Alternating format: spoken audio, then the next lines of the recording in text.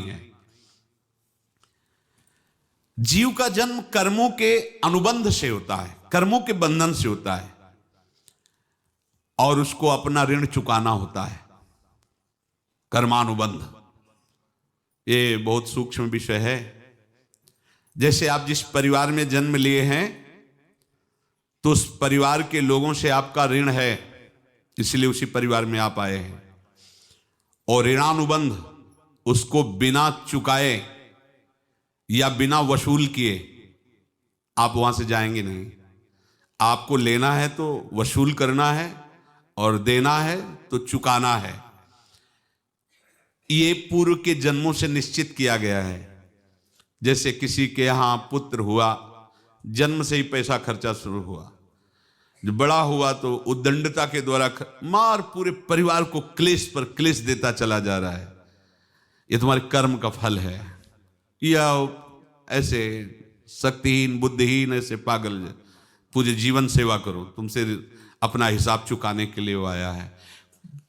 अब परिवार के जो सदस्य जुड़े आके, मतलब पत्नी आते ही पूरी हृदय में आनंद, परिवार में आनंद, और जीवन भर वो आनंद ही सुख देने के लिए उसका जन्म हुआ। वो अपना ऋणानुबंध मुक्त, और आते ही भयंकर क्लेश खड़ा कर दिया, बीच में दीवाल और झगड़ा वैसा, फिर अतरे दिन मारपीट शुरू, कलह अशांति, पूरा जीवन नरक हिसाब करने आए।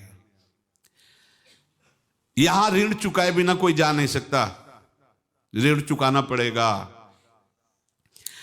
किसी का ऋण वसूल करना है तो किसी को ऋण चुकाना है, दोनों काम करने होते हैं। अनेक जन्मों में अनेक लोगों के साथ हमने जो बर्ताव किए हैं, अच्छे या बुरे, वो होंगे। अब किसी आदमी को हम जानते नहीं, अचानक मिला, अचानक टक्कर लगा और मार पीट गाली गुप्ता सब कर दिया, चुपचाप सह लो। क्यों? ये आपका हिसाब है, पूर्व का हिसाब। हमारा उससे कोई द्वेष नहीं, कोई संकल्प नहीं। अचानक घटना घटी और हमसे द्वेष करने लगा, हमें पीटने लगा, हमें गालियां दे, ये हिसाब है, चुपचाप सह जाओ। अपने घर का भाई ही भारी दुश्मन बन गया और क्लेश दे, हिसाब है।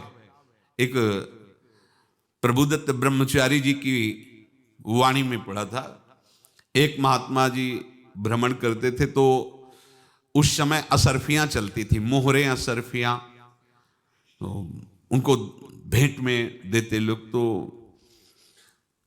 या तो ठाकुर सेवा में लगे तत्काल, या संत सेवा में तत्काल लगे, उसका संग्रह करके डोलना ये ठीक नहीं है।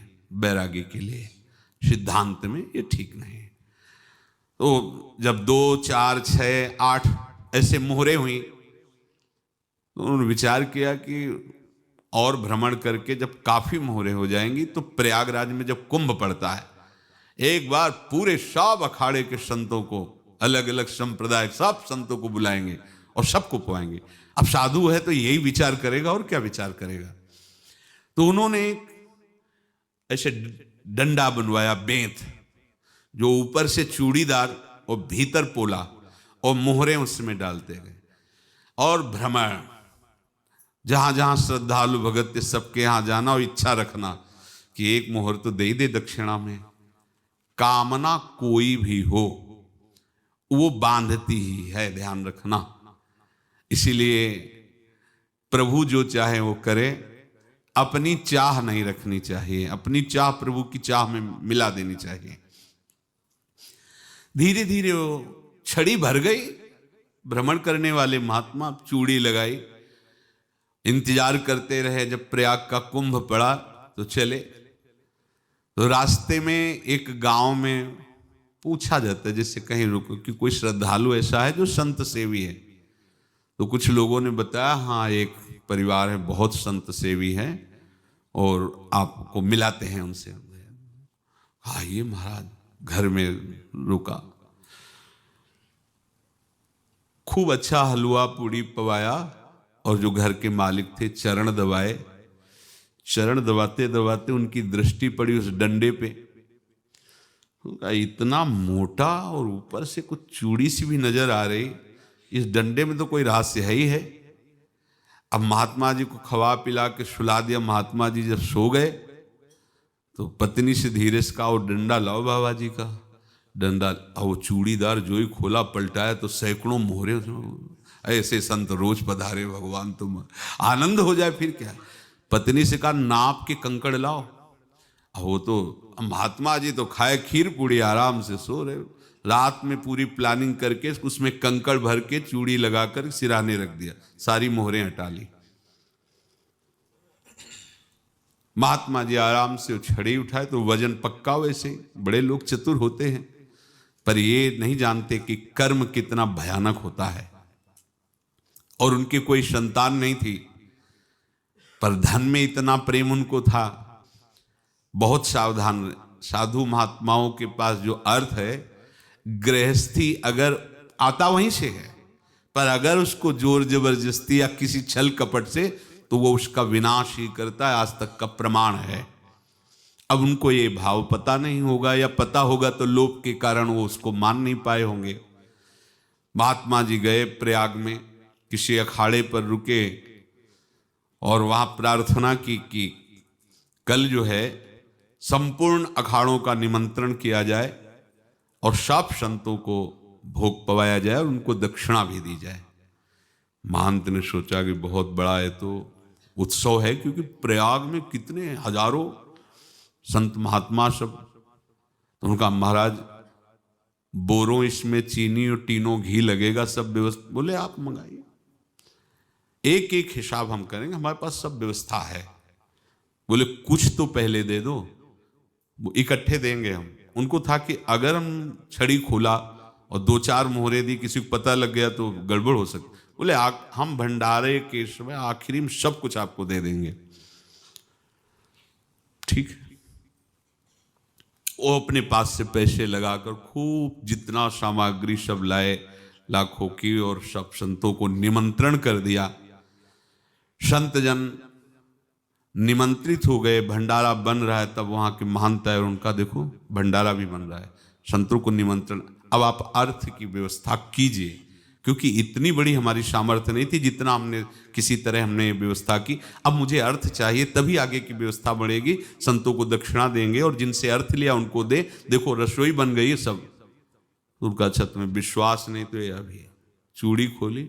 उनको तो था ना कि मोहरे हैं, कंकड़। तो अब जैसे कितना उनको सदमा लगा होगा, हजारों संतों का निमंत्रण, रसोई बन, मतलब संत हो के छल कपट। तो उनका महाराज आपने तो हमारा नाश कर दिया, जो महंत थे। अब बताओ रसोई बन गई, संत निमंत्रित हो गए और आप ये कंकड़ दिखा रहे हैं हमको। आपने तो हमें बर्बाद कर दिया, हमारी इतनी सामर्थ्य नहीं थी, आप पहले बता देते। संत होकर ऐसा छल कपट। अब वो बोले तो क्या बोले, क्योंकि उनको पता था कि मोहरे हैं इसमें। अंदर से उनका चिंतन गया उसी सेठ के पास, अच्छा ऐसा धोखा हमारे साथ किया, भोगोगे तुम।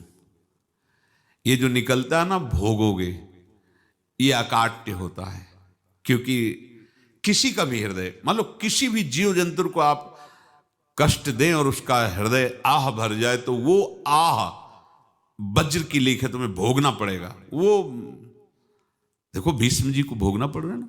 सांप को ऐसे धनुष की नोक से उठाया और बंबूल के कांटों के ऊपर फेंक दिया, कई दिन तक शेदा हुआ, वो आह भर करके मरा। तो आपको 6 महीने बाणों की सैया पर आह किसी की ना लेना जिंदगी में।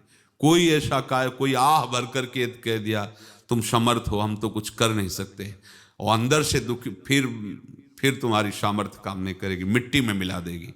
फिर ये तो संत थे और भगवत आराधना के लिए, संत आराधना के लिए ही ऐसा किए हुए थे। अब इनका कैसे मुंह दिखाएं, अब क्या करें। सुबह संत जन आएंगे, सबके बीच में हमारी कि देखो इन्होंने, अब क्या करें। मोहरे थी और व्यापार बढ़ा, और 9-10 महीने बाद ही लड़का हुआ। अब तो उनको कि संत फलीभूत हो गया। देखो व्यापार चल रहा, लड़का नहीं होता था, लड़का भी हो गया, बड़ा आनंद छा रहा है। जब से वो प्रकट हुए और धन की वृद्धि शुरू हो गई, पढ़ाई लिखाई में उनके खर्चा हुआ सब, बस बीमारी शुरू हो गई उनके शरीर में। अब उसमें पैसा जाना शुरू हुआ। इतने आसक्त वो दोनों हो गए कि कुछ भी हो, व्यापार ठप, संपत्ति बेचना शुरू। तो उन्होंने कहा कि बेटा मैं क्या कर सकता हूं तुम्हारे लिए?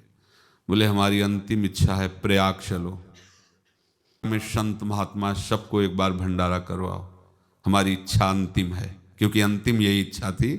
तो बोले अब ज्यादा संपत्ति तो नहीं रह गई। तो बोले घर बेच दो, मेरे लिए ही तो है, बेच दो। मुझे लगता मैं बचूंगा नहीं, पर मेरी अंतिम इच्छा पूर्ण कर दो। घर बेच दिया, जेवर बेच दी। वहां गए, जब संत सेवा की तो बोले मुझे संगम तक ले चलो। संगम तक ले गए और बोले समझे तुम चुराए थे और हमने उसको छीना है, कुछ नहीं रह गया तेरे पास कुछ, अब केवल ममता और आसक्ति में जलकर मर और नरक प्राप्त कर। मैं वही महात्मा हूं जिसकी तूने मोहरे ली थी, शरीर छोड़ दिया। महात्मा को जन्म लेना पड़ा और इनको दुर्गति भोगनी पड़ी। ऋणानुबंध, होश में। ऐसा नहीं कि आप जो कर रहे हैं कोई देख नहीं रहा, कोई हिसाब किताब नहीं, जो कर रहे हैं अवश्य में भोक्तव्यम, बहुत सावधान। अनेक जन्मों में अनेक लोगों से जो कुछ लिया दिया है, इस लेने देने को मिटा देने के बाद ही तुम मुक्त हो गए। इसीलिए एक उपाय है, लेना न देना, मगन रहना। क्या? मालिक को समर्पित हो जाओ, मालिक को अपना माना हुआ समर्पित कर दो, खत्म। अहम त्वाम स्वरूपापेभ्यो मोक्षयिष्यामि, सब खत्म। आगे पीछे लेना देना सब खत्म।